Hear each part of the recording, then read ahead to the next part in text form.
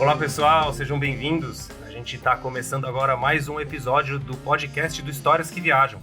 O Histórias que Viajam é um programa de desenvolvimento de roteiros com foco em coprodução internacional. Esse programa tem o patrocínio da SP Cine e do Projeto Paradiso. E a gente também conta com uma parceria e apoio do Festival Ventana Sur e da GEDAR, Gestão de Direitos de Autores Roteiristas. O que a gente faz nesse programa é colaborar no desenvolvimento de roteiros para o mercado internacional por meio de consultorias com produtores, diretores e roteiristas com experiência nesse formato. Ao meu lado, como sempre, minha parceira Roberta Miller, que assim como eu, é roteirista e coordenadora do Histórias que Viajam. Aliás, eu sou o Matheus, eu não me apresentei no começo. Tudo bem, Roberta? Tudo bem, Matheus Collen, meu parceiro querido de Histórias que Viajam. Oi, Marcela. Oi, tudo bem, Matheus? Tudo bem, Roberta? Tudo bem, tudo ótimo. Roberta, para os roteiristas que estão ouvindo a gente e tem ali um projeto na gaveta de longa-metragem, que acha que dá para participar de algum evento internacional, como que esses roteiristas fazem para participar do Histórias que Viajam? Então, a gente abre um edital, uma seleção pública, né, com patrocínio da SP Cine e do Projeto Paradiso. Os autores precisam ter trabalhos realizados, porque a gente está levando material para o mercado internacional, então tem uma exigência de um amadurecimento, né? Já ser pessoas com bastante experiência. Os autores que têm o interesse em participar do programa devem escrever um roteiro, devem ser residentes em São Paulo ou comprovar residência em São Paulo, né? E ter disponibilidade para participar de uma jornada que dura meses, com consultores internacionais, com a gente, com todo apoio para desenvolver esse roteiro da maneira mais orgânica possível para uma coprodução internacional. Então, na verdade, assim, não é uma história que você vai chegar lá e depois vai, vou botar aqui uma cena não sei aonde e tal. Não, essas histórias elas precisam ter personagens binacionais, né? Eu acho que é por aí, foi um belo resumo. E hoje a gente está recebendo aqui, nesse episódio, uma das autoras da edição de 2023 do Histórias que Viajam, que é a Marcela Servano. Tudo bem, Marcela? Tudo bem, Matheus? É um prazer estar aqui. Legal, maravilha. A Marcela, ela é brasileira, pós-graduada em roteiro audiovisual pela FAAP e graduada em jornalismo. Ela trabalhou como roteirista, assistente de roteiro, já escreveu o documentário Pelo Olho de Cícera, que foi contemplado no PROAC de 2022, e ela também foi roteirista do documentário Múltiplas Perspectivas sobre uma Mesma História, para o Sesc TV, e já participou também escrevendo curtas-metragens como Atrás os Seus Olhos e Onde a Coruja Faz Seu Ninho. E no Histórias que Viajam 2023, a Marcela inscreveu um longa-metragem chamado Assento Preferencial. Marcela, conta um pouco pra gente o que é esse filme. Bom, esse filme é um filme que fala de amor. Eu sempre quis trabalhar com um elenco mais velho e um que se passasse em uma casa de repouso. Inicialmente, os protagonistas seriam pessoas de terceira idade, mas escrevendo o roteiro, o argumento, a protagonista é a Sônia. E a Sônia, ela vive os dilemas, ela é terceira idade, mas ela vive os dilemas dessas pessoas. Ela tem um avô, que é o Dorival, que criou ela, que criou ela desde de pequena, e esse avô está com Parkinson, e a única chance dele, esse avô ter uma sobrevida, é ele sendo medicado por canabidiol. Bom, canabidiol é um medicamento muito caro, né? E a gente tem pouca informação desse medicamento, então a Sônia, ela furta esse medicamento do hospital onde ela trabalha para o avô, mas ela acaba sendo pega e é demitida por justa causa e fica desesperada, porque além de não ter o salário, o medicamento é a sobrevida para a única família que ela tem no mundo. Ela acaba conseguindo outro emprego, ela vai trabalhar numa casa de repouso super elitizada de São Paulo, é uma casa de repouso diferente, onde essa casa de repouso, os idosos estão lá por opção, porque eles não querem ter problemas. Quando ela chega nessa casa de repouso, ela fica encantada, ela acha que é um paraíso, assim. Eu faço um paralelo com a casa de repouso, com aqueles panfletos de testemunha de Jeová, né? Tudo lindo. aparentemente todo mundo gosta de estar nessa casa de repouso que chama Morada dos Jardins, menos o Afonso. O Afonso ele foi deixado lá pelo filho. E o Afonso não quer estar ali, né? Porque ali não é a casa dele, ele não se sente em casa. E o Afonso ele é uma pessoa que perturba todo mundo da casa de repouso. Ele costuma andar vestido de verde e amarelo por todos os cantos, porque o filme se passa em 2018. Eu faço um paralelo com tudo que aconteceu nessa época, que graças a Deus já acabou. E a Sônia acaba sendo a cuidadora exclusiva do Afonso, ou seja, a Sônia ela quer ser efetivada nessa casa de repouso porque ela tem um ótimo plano de saúde que pode dar essa receita de canabidiol para o avô dela, para ela conseguir o medicamento e conseguir uma forma do plano de saúde pagar, custear o medicamento para o Dorival.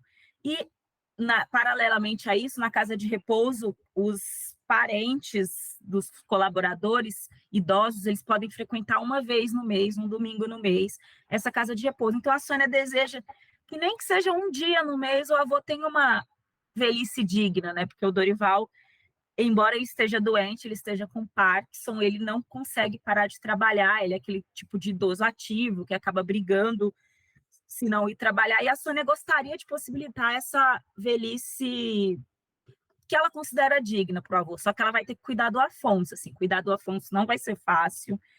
Inicialmente o Afonso odeia ela, eles se dão muito mal, ele maltrata ela, ele humilha ela, mas em nome do Dorival ela não desiste. Aos poucos, a Sônia ela começa a ganhar a confiança do Afonso.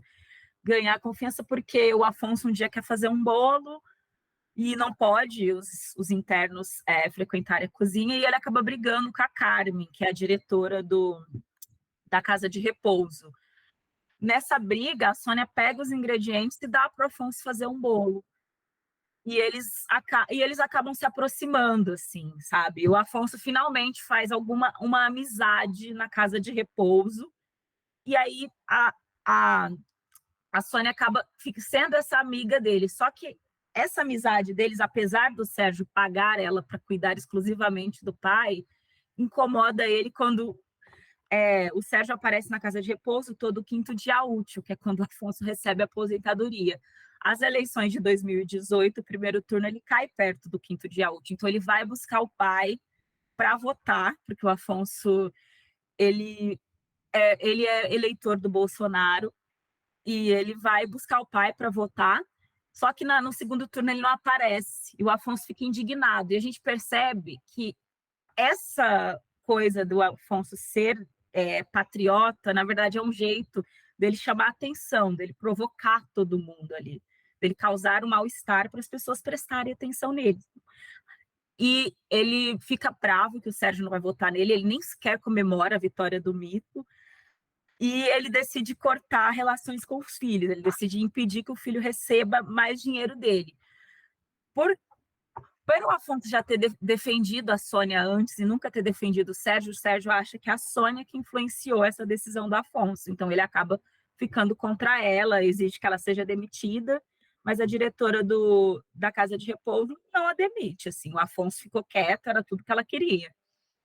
Então, ele começa a investigar a vida da Sônia, ele descobre a demissão por justa causa e ele espalha no grupo do WhatsApp da família dos internos, e só que ele aumenta, ele fala que a Sônia é uma contrabandista de remédios, tal, uma ladra, e os familiares exigem que a Sônia seja demitida, assim.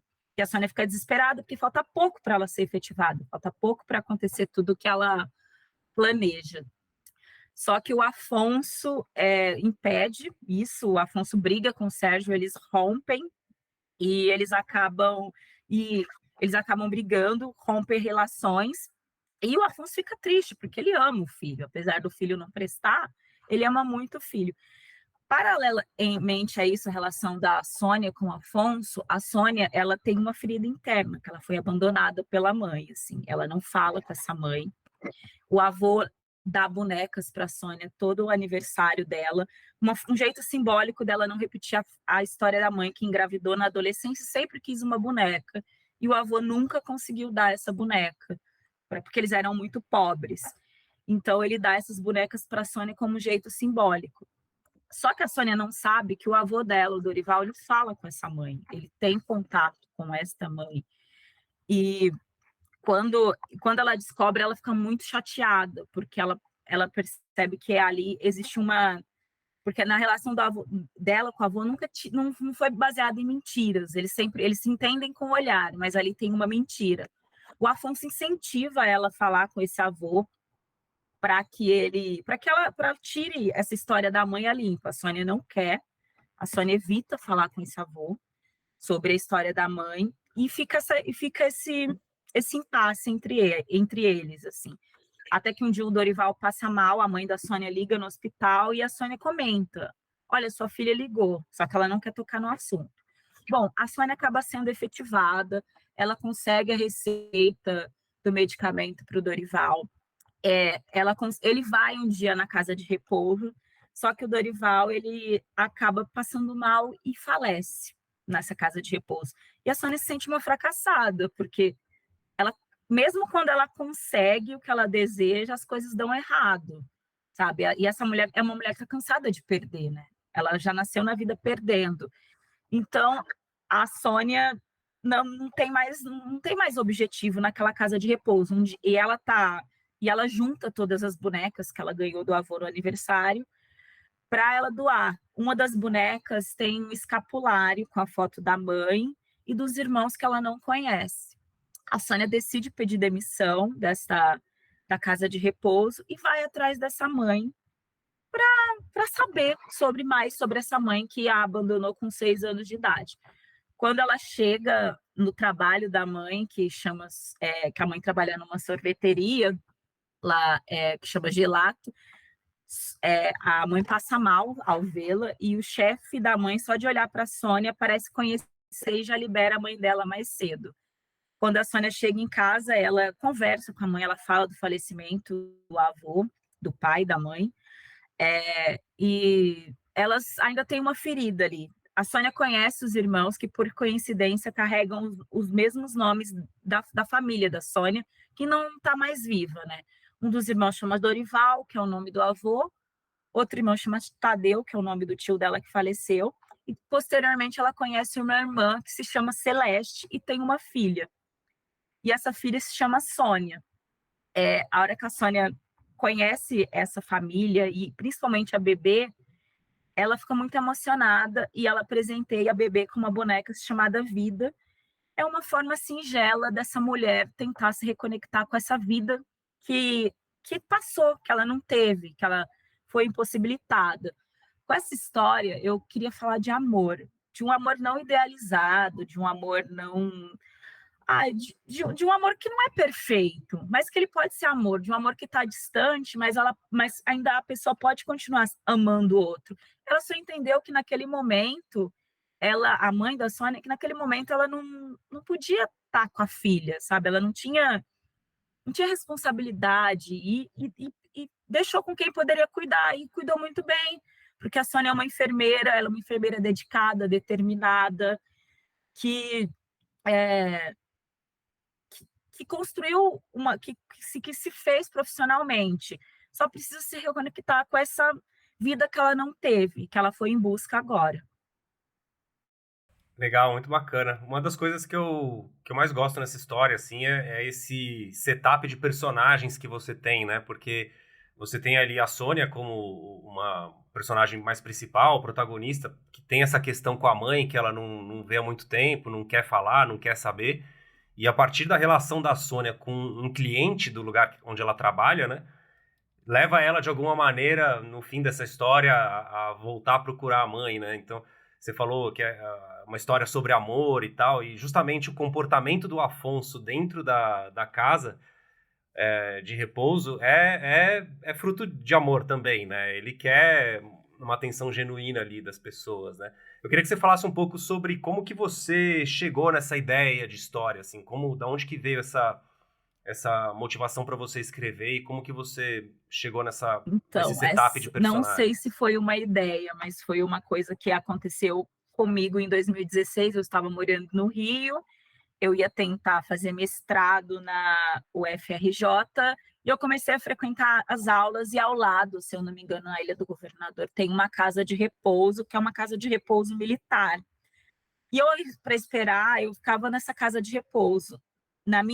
Em Ribeirão Preto morava minha avó, e minha avó estava com Parkinson e Alzheimer, e aconteceu uma pequena confusão na família, porque metade queria que ela fosse internada em uma casa de repouso e a outra metade não.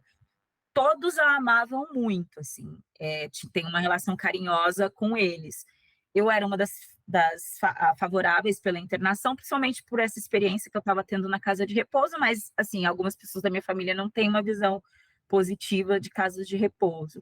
Então, a minha avó acabou não sendo internada e ela faleceu em 2019. Em 2018, eu comecei a escrever essa história, assim, que seria inicialmente 4 idosos protagonistas, mas eu achei melhor a Sônia, assim, porque eu acho que ela é uma personagem muito potente, assim. Esse filme nasceu de uma história bem pessoal minha, assim, porque mostrar também esse lado da velhice, assim, sabe? Que onde as pessoas tem gente que vai para casa de repouso porque quer curtir aquela velhice, sabe? Saudável e que ele considera que as pessoas consideram saudáveis e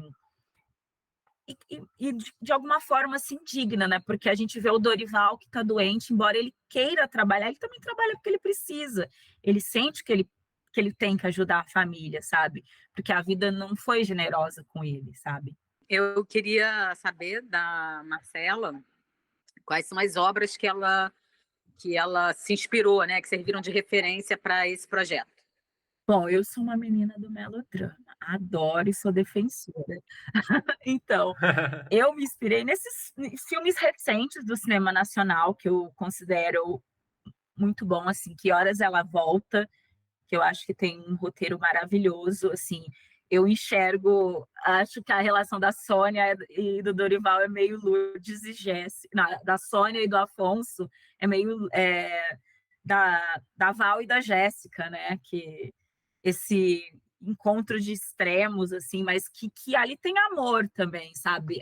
Que Horas Ela Volta, esse recentemente vi Marte 1, tem um filme que é do David Lynch, que eu esqueci o nome, só sei que ele tem um final muito bonito, que é um irmão, acho que chama A Espera, se eu não me engano, que é um irmão que vai num carrinho de grama, ele atravessa tipo 5 estados americanos e vai reencontrar esse irmão que eles estão brigados, assim, sabe?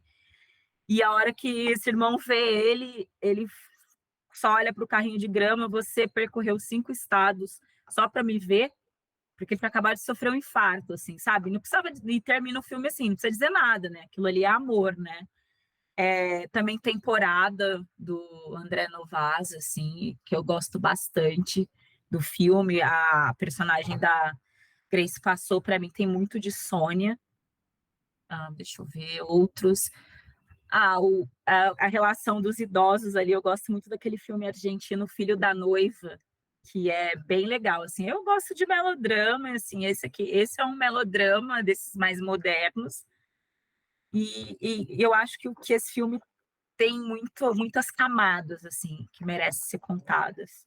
Bacana. O Marte 1, ele tem um final interessante, né? Porque apesar de tudo que eles passam ali, a família, eles terminam juntos, né? Então, isso que eu acho muito massa. E é um pouco o que acontece no seu filme Sim, é também, meio né? que uma passagem, assim, uma passagem da família que ela tinha, desse aprendizado que ela teve para esse reencontro com essa família que ela não conhece, mas ela tem certeza que a ama. Legal. E agora falando um pouco mais assim sobre o trabalho de roteirista, né? Que a gente sabe que muitas vezes é 98% transpiração e 2% inspiração, né? Eu queria saber de você como que você aborda assim a escrita de um roteiro, porque a gente às vezes, né, quando vai escrever um argumento, muitas vezes a história tá tão latente na nossa cabeça que a gente começa a escrever e parece que vomita, assim, né? A gente solta um monte de texto lá no argumento para depois ir lapidando e tal. Eu queria saber como que esse processo funciona para você, assim. Quando você senta para escrever o argumento, você já tá com uma história bem avançada na cabeça, ou o argumento, a própria atividade de escrever o argumento já é um exercício para você descobrir a história também? Como que é o seu processo? Primeiramente, meu processo é de reescrever várias vezes o argumento, assim. Eu escrevo o argumento depois que eu escrevi a escaleta, que a história não está levantada, e pergunto depois que o roteiro já está pronto. Tá, eu gosto de fazer isso porque eu acho que o argumento não é um forte meu, acho que eu sou muito mais do roteiro, mas e por isso que eu reescrevo várias vezes. Eu sou aquele tipo de roteirista que eu não tenho problema em rasgar e jogar tudo fora, assim, se eu achar que não tá bom, ou se eu tipo tiver recebido uma ideia muito incrível e que eu tenha gostado, eu vou lá, rasgo, jogo fora, tiro o personagem, sabe? Eu acho que meu processo é de muita reescrita, assim, sabe? E de não ter preguiça e ter que vencer essa preguiça, porque às vezes reescrever cansa, mas você entende que aquilo vai ficar melhor, sabe? Hoje, vendo do que começou a história de assento preferencial, eu tenho várias versões, assim. Eu vendo, nossa, como ela evoluiu, como ela ficou potente, como ela vai ficar ainda mais se eu reescrever ela. Então, Marcela, eu queria até pegar carona nessa tua resposta aí para o Matheus, porque assim, quando a gente criou Histórias que Viajam, nosso objetivo é ter um lugar acolhedor, de liberdade, não julgamento, mas de estimular o processo criativo, o desenvolvimento. Um lugar que hoje assim, é um espaço como se fosse um templo, né? Um templo do roteirista. Ter a equipe dando esse suporte, apoiando, mas acolhendo o que vem do roteirista sem os julgamentos, assim, é uma coisa de apoiar mesmo, né? De ajudar a aperfeiçoar. Eu queria que você falasse um pouquinho do seu processo com Histórias que Viajam. Então, primeiro foi uma grande surpresa quando eu passei, porque eu esqueci que eu fiz inscrição. Eu estava morando em Buenos Aires, aí abriu, porque eu deixo sempre os editais no meu Google Agenda, e eu fiz inscrição. E eu estava voltando para o Brasil, e aí quando eu passei foi meio que surpresa, assim, para mim. Porque eu nunca tinha passado em laboratório nenhum, né? Agora eu já passei em alguns, mas na época do Histórias, não. Então foi bem surpreendente para mim e está sendo uma experiência muito legal, muito incrível, assim, de reescrita desse argumento, de retrabalho, com os feedbacks muito bons, assim, sabe? Eu recebi coisas que eu achava que eu deveria tirar da história, muito pelo contrário, ganharam mais forças nos feedbacks, e coisas que estavam mais, que eu achava, nossa, isso aqui tá certo, de repente mudou, assim, eu tô sendo desafiada, eu sou muito disso, assim, eu gosto de ser desafiada a pensar, a escrever, assim, falou que eu não consigo, aí eu vou fazer mesmo, assim, ou falou que, olha, isso aqui pode ser melhor, porque você tem capacidade de fazer melhor, assim, isso está sendo muito legal no Histórias que Viajam, sabe? Essa troca, essa possibilidade de reescrever e alguém tá lendo e comentando. Eu gosto muito, assim, desse processo. Que bacana. E, bom, como você disse, você morou em Buenos Aires, né? Você já conhece a cidade. Eu não sei se você já foi ao Ventana Sur na época que você morava lá, mas eu queria saber de você o que você está esperando do festival, porque para quem está ouvindo a gente e não conhece muito bem o programa, como ele funciona, a gente faz durante o segundo semestre do ano, né, um acompanhamento com 5 autores para desenvolver as histórias. A Marcela é uma dessas autoras. E no fim do ano a gente vai todo mundo junto, uma comitiva Histórias que Viajam, né, junto com a SPCine, junto com o Paradiso, lá para o Ventana Sur, para a gente tentar gerar negócios e reuniões para esses projetos. Então eu queria saber se você já foi no Ventana Sur e qual que é a sua expectativa aí para o assento preferencial nele. Olha, eu nunca fui no Ventana Sur, agora vou, né? E a minha expectativa é melhor, assim, porque é um festival de coprodução. Eu acho que coprodução é o futuro, assim, do cinema nacional, assim, a gente tem que buscar isso, até porque a gente passou a gente está voltando agora, mas a gente passou por um período muito complicado e a gente, em nada pode garantir que esse período não vá voltar, assim, então você tá com iniciativas de coprodução, você buscar isso é muito importante, é um quê de sobrevivência também.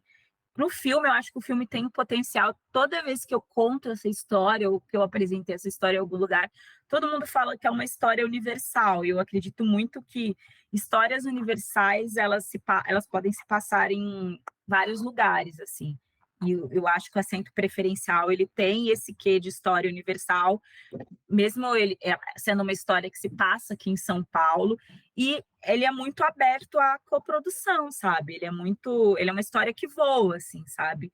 Que você pode, você da Argentina, você se identifica com o drama da Sônia, você está na Colômbia, você se identifica com essa luta dessa mulher e sente aquela solidão daqueles idosos também.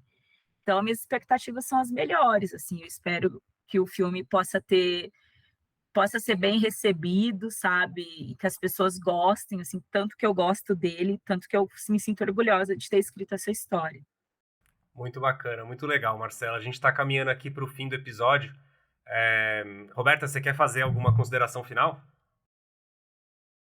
Só dizer que eu gosto muito do projeto, eu sinto muito orgulho da gente estar levando 5 projetos muito bacanas para o Ventana Sul, e fico feliz que a Marcela esteja junto, acho que vai ser ótimo.